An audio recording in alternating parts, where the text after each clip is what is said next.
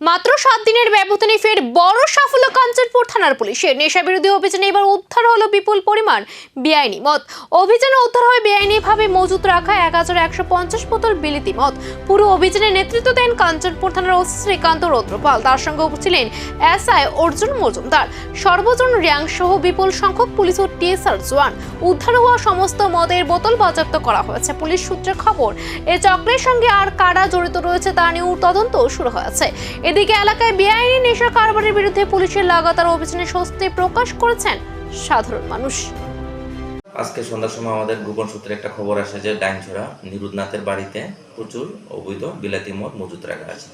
তখন আমি এবং আমার পিএসের অফিসাররা তার বাড়িতে অভিযান চালাই এবং অভিযান চালিয়ে আমরা 636 বোতল কিংফিশার এবং 514 বোতল পোল্ট্রি মদ বিলাতি মদ আমরা উদ্ধার করি।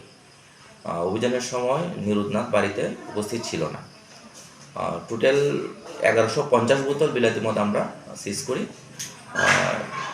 মাত্র এক সপ্তাহের ব্যবধানে পরপর দুই বড় অভিযানে বিপুল পরিমাণ নেশাজাতীয় সামগ্রী উদ্ধার। তাতে স্পষ্ট সীমান্ত ঘেঁষা এলাকায় এখনো সক্রিয় বড় কোনো চক্র। কিন্তু প্রশ্ন এখন একটাই, এই বেআইনি কারবারের মূল হোতারা কারা?